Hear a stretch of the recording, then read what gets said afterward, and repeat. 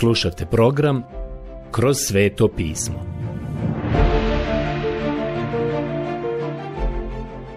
Naše današnje proučavanje počinjemo sa 69. psalmom. Ovo je jedan veliki i značajni mesijanski psalam.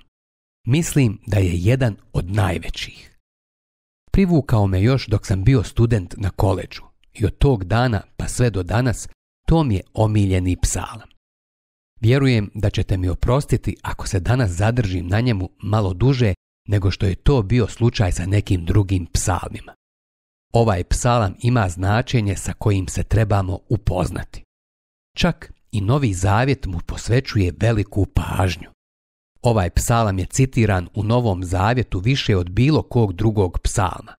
Naravno, sa izuzetkom 22. psalma, koji zauzima prvo mjesto u Novom Zavjetu, a psalam 69 zauzima drugo mjesto. Na primjer, citira se nekoliko puta u Evanđelju po Ivanu, nekoliko puta u poslanici Rimljanima, te u evanđeljima po Mateju, Marku, Luki i u djelima apostolskim. Ja mislim da postoje još i mnogi drugi osvrti i aluzije na ovaj psalam, iako se ne navode doslovni citati. Ovaj psalam se zove psalam proklinjanja, jer od 22. pa sve do 28. stiha imamo ono što je poznato kao molitva proklinjanja.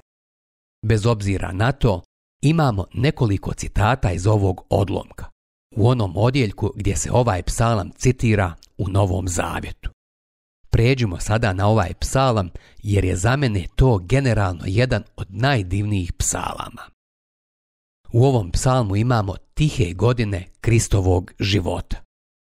U svim evanđeljima, od trenutka Isusovog rođenja, imamo tek jedan ili dva stiha o tome šta se dešavalo s njim dok je odrastao.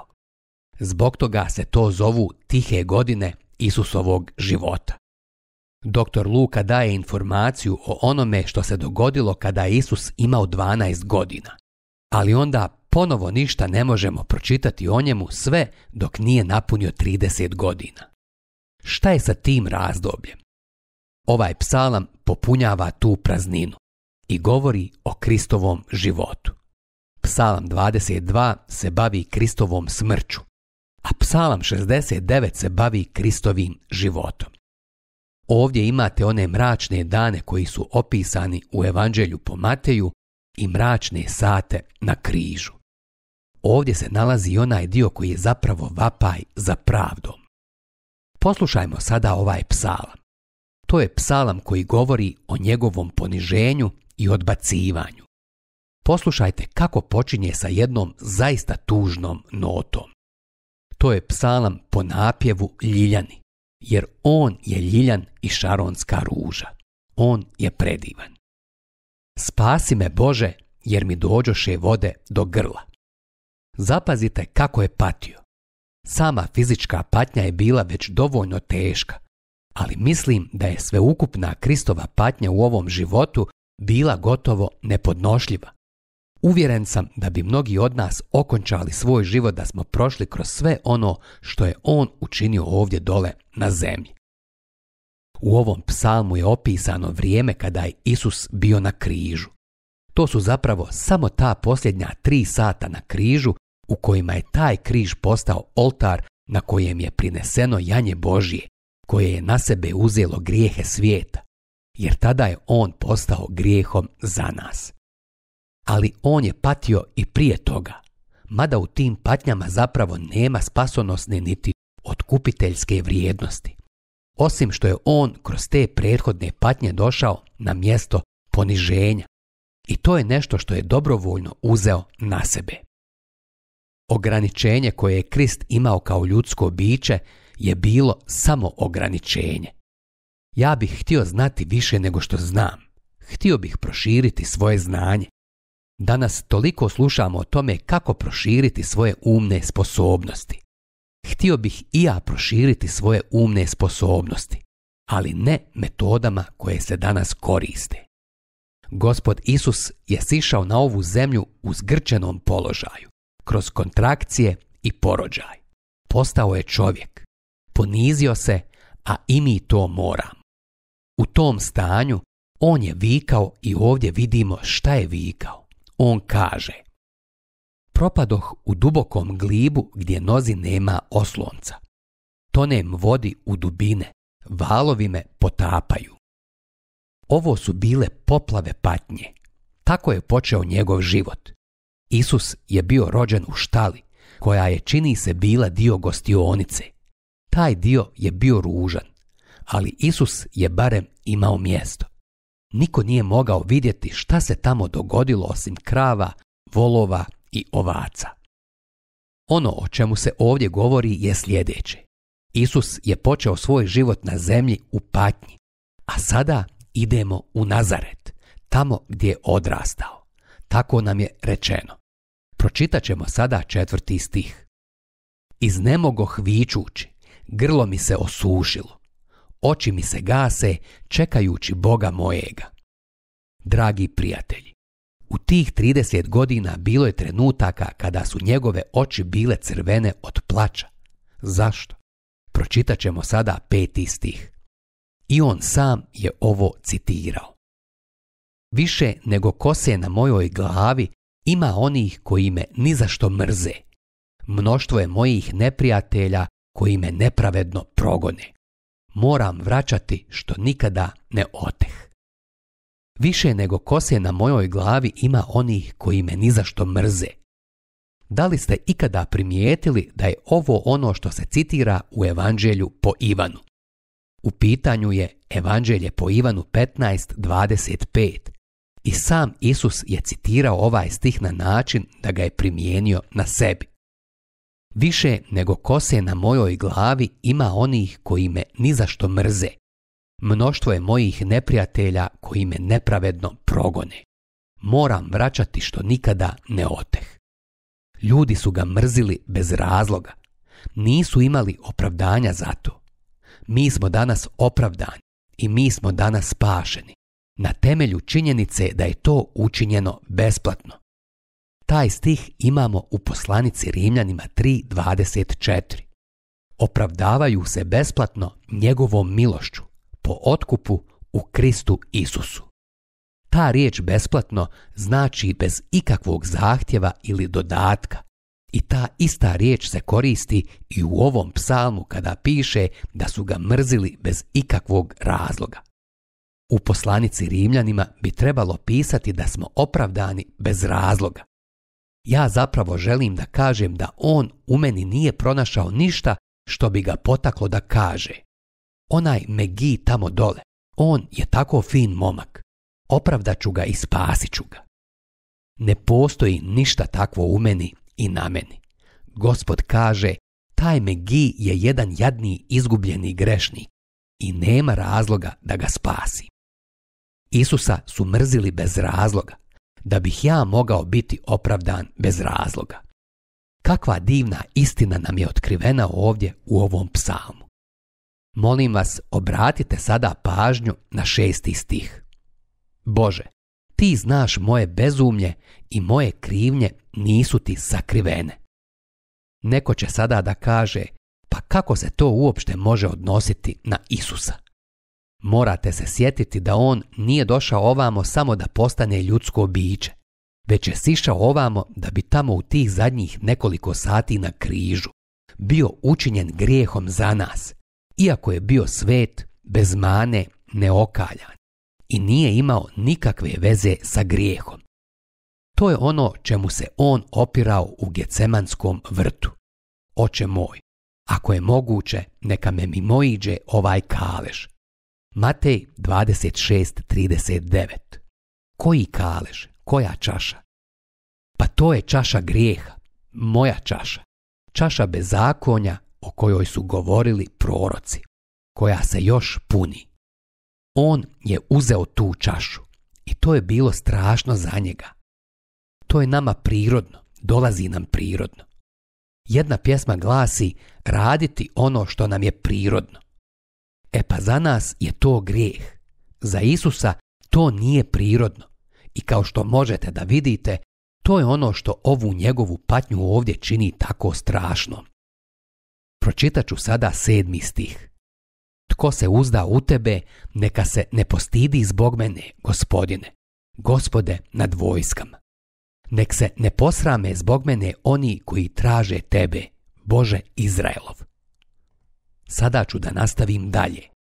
Jer zbog tebe podnosim porugu, sram pokriva moje lice. Vidite, dva su razloga zašto on to podnosi. Jedan razlog je zato što su ga mrzili zbog toga ko je on bio. Isti je razlog zašto grešnik danas mrzi pravednika. Jedina stvar kojoj se kao grešnici opirete jeste to. Drugi razlog je činjenica da je on došao preuzeti to mjesto, tu ulogu umjesto vas. Ovdje sada imamo nešto što je za mene predivno. Čitam 9. stih. Postadoh tuđin svojoj braći, stranac sinovima svoje majke. Ovo mi govori puno toga što inače ne bih znao. Marija je imala i drugu djecu. Ovo potvrđuje ono što i evanđelja govore. I ne samo to, ovdje saznajemo još nešto. Čitamo da su se ta druga djeca prema njemu ponašala kao prema strancu. Zašto? Zato što su shvatili da Josip nije bio njegov otac. Josip je bio njihov otac, ali ne i njegov. I mrzili su ga zbog toga. I on ovdje kaže, postadoh tuđin ili stranac svojoj braći. Da li mislite da je dom u kome je Isus odrastao bio sretan dom? Ja mislim da je to bio vrlo nesretan dom. Sigurno imate lijepu predstavu o tome domu u Nazaretu. I ja imam takvu predstavu, takvu sliku tog doma u Nazaretu. Bilo je sve tako lijepo i dražesno. Bio je to idealan dom. Dragi moji prijatelji, to je bio sve samo ne idealan dom u kome je on odrastao. On je bio tuđini stranac svojoj braći, svojoj polubraći i bio je stranac djeci svoje majke. Ovdje možemo prepoznati djevičansko rođenje. Ne piše da je postao tuđin djeci njegovog oca, već djeci njegove majke. Molim vas, obratite sada pažnju na ovo što slijedi. Jer me izjeda revnost za tvoj dom, pogrde onih koji ti se rugaju padoše na mene. Ovo je stih koga se sigurno sjećate. Isus je citirao ovaj stih u vezi sa tamošnjim hramom. Ti ljudi su bili religiozni i zaposleni poput termita, ali tamo u hramu su pravili otprilike istu štetu kao i termiti. Bili su zaposleni oko religioznih stvari, ali bili su daleko od Boga. Jer me izjeda revnost za tvoj dom. Pročitat ću sada 11. stih. Dok u postu gorko plakah, i to posta razlogom da me preziru. Kada je postio ili plakao, ismijavali bi ga zbog toga i govorili su mu, samo se pretvaraš. On zatim ovdje kaže još nešto. Oblačih vreću umjesto haljine i posadoh im za podsmijeh. Da li znate kako su ga nazivali? Bio je vanbračno dijete. Vjerovatno su koristili ružnu riječ za njega i vjerovatno je taj naziv kružio unaokolo. Današnji liberali i modernisti nisu prvi smislili to da je Isus bio vanbračni sin. Vjerovatno i sami znate kako su ga zvali. Obratite pažnju na 13. stih i na ono o čemu se tu govori. Evo šta se dogodilo ne samo u domu u Nazaretu, već i u gradiću Nazaretu. Čitamo sada 13. stih. Izrugivaše mi se koji sjede na vratima i pijanice pripijevaju o meni.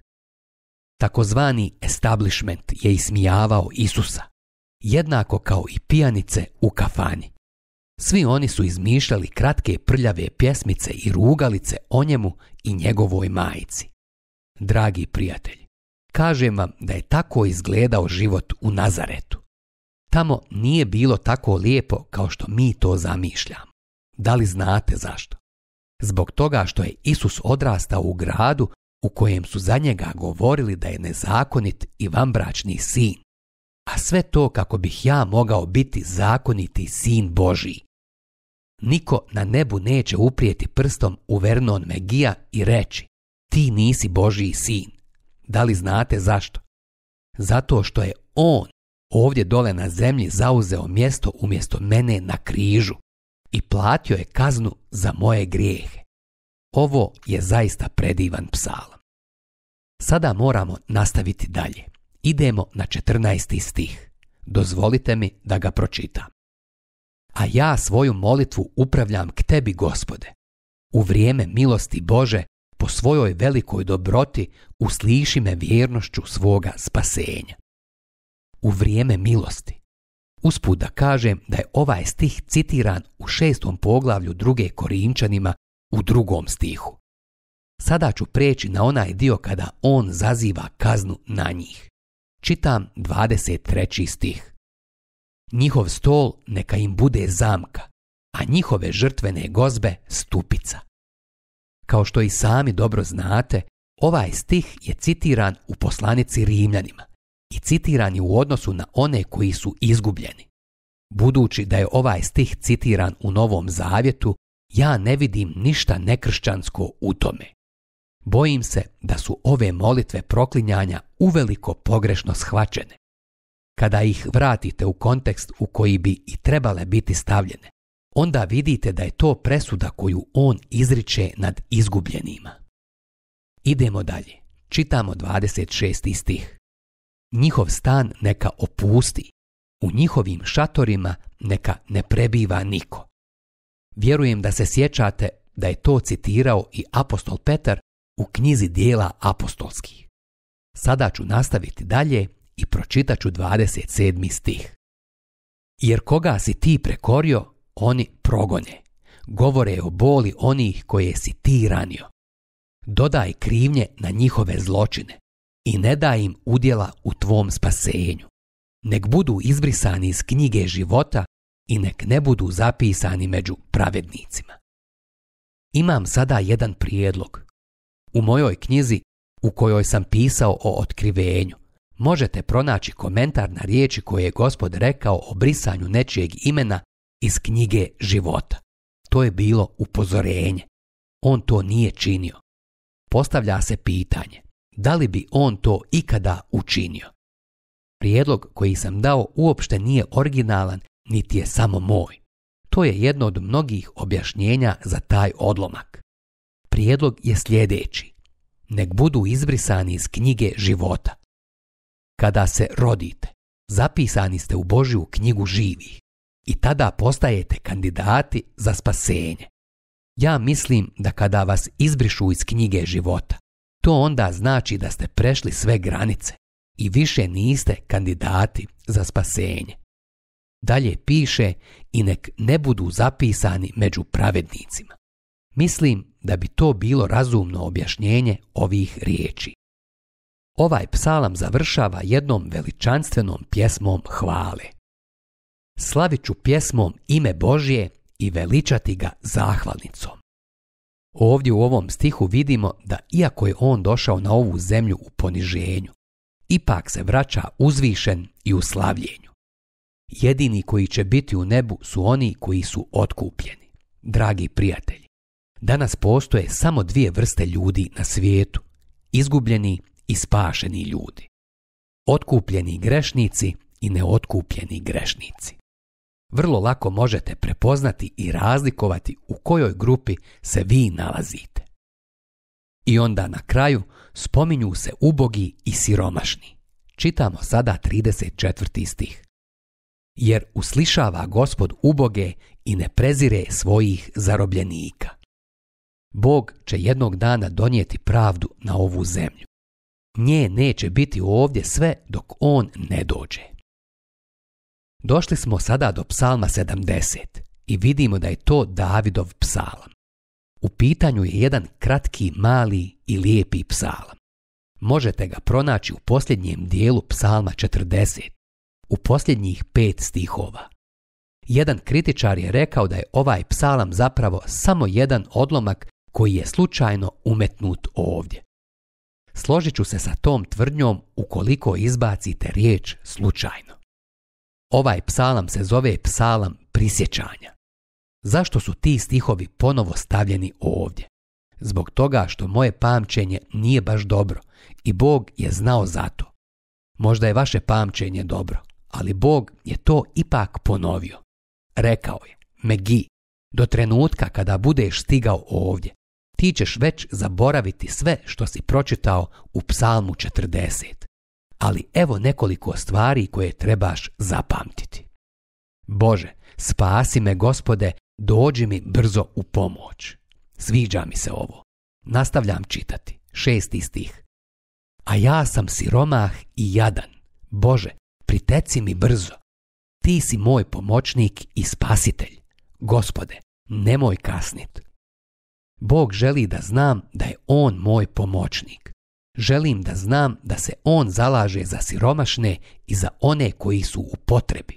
A ja spadam u tu grupu. Tako da će On biti moj izbavitelj i pomoćnik. I On to danas i jeste. Sada imamo Psalam 71. Ovo je jedna elegija. Ovo je molitva. Zove se molitva za starost, jer 2 stiha u ovom psalmu govore o tome. Pročitat ćemo 9. stih. U doba starosti nemoj me odbaciti, kad me ostavi snaga, ne zapostavi me. Ovo je inače veoma dobar psalam za nas starije. Otkrio sam da mi ovaj psalam danas znači više nego što mi je značio prije 20 godina. Pročitat ću sada 18. stih. Zato me u starosti, kad posjedim, ne ostavljaj, Bože, dok ne navijestim budućemu pokoljenju tvoju moć, svima potomcima tvoju jakost. Dozvolite mi da sada uputim sljedeće riječi starijim osobama. Prijatelji, nemojte se povući u neki ćošak i sjediti u stolici za ljuljanje. Bog vas nije napustio. Sve do dana vaše smrti. Bog vas drži ovdje na zemlji s razlogom i svrhom. Ja se molim Bogu i govorim, Gospode, nemoj mi dozvoliti da sjednem u stolicu za ljuljanje i u njoj stalno sjedim, ali ipak mi obezbijedi jednu stolicu za ljuljanje. Volim sjediti u takvoj stolici. Mnogi moji prijatelji čije domove posjećujem širom ove zemlje, čak i na određenim konferencijama, imaju stolicu za ljuljanje sa mojim imenom. Ja to zaista cijenim. Uvijek mi obezbijede stolicu za ljuljanje. Ja volim stolicu za ljuljanje. Ali ne želim tamo sjediti svo vrijeme. Želim biti aktivan sve do kraja života. I to je ono što sam zamolio Boga da mi omogući. Dolazimo sada do psalma koji se zove Solomonov. Dopada mi se način na koji je to prevedeno u Novoj Scofieldovoj Bibliji. Jedan kritičar je rekao da je Solomon napisao ovaj psalam. Ja uopšte ne mislim da je Solomon napisao ovaj psalam, iako može zvučati tako kao da ga je on napisao, ali na kraju krajeva on je Davidov sin i ovo je Davidov psalam.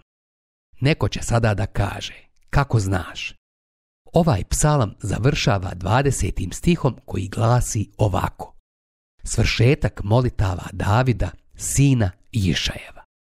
Ovo je psalam koji završava ovaj drugi dio knjige psalama koji povezujemo sa knjigom Izlaska. Na kraju knjige Izlaska vidimo da je slava Gospodnja ispunila šator sastanka. Ovo je psalam u kome je Bog predstavljen kao Bog pravednosti. I dok prolazite kroz ovaj psalam, primijetit ćete da se mnogo puta spominje pravednost. Vidimo to već na samom početku. Bože, daj kralju svoj sud i svoju pravednost sinu kraljevu. Nek pravedno vlada tvojim narodom i po pravici siromasima tvojim. Koliko je meni poznato, ovo je plan i program koji ni jedan politički kandidat nije imao. Ali Gospod Isus to ima u svom programu. On će jednog dana zavladati, a kada to učini, David će da kaže: moje molitve su se završile. Završio sam sa molitvama. Sve se ispunilo i ostvarilo. Sigurno se sjećate da je David u drugoj knjizi Samuelovoj također rekao: ovo je ispunjenje mog spasenja. Kada? Onda kada Bog postavi mog sina na prijestolje ovdje dole. Upravo o tome govori ovaj psalam. Sada neću ići u detalje, završit ćemo ovdje. Sljedeći put ćemo započeti 3. dio knjige Psalama.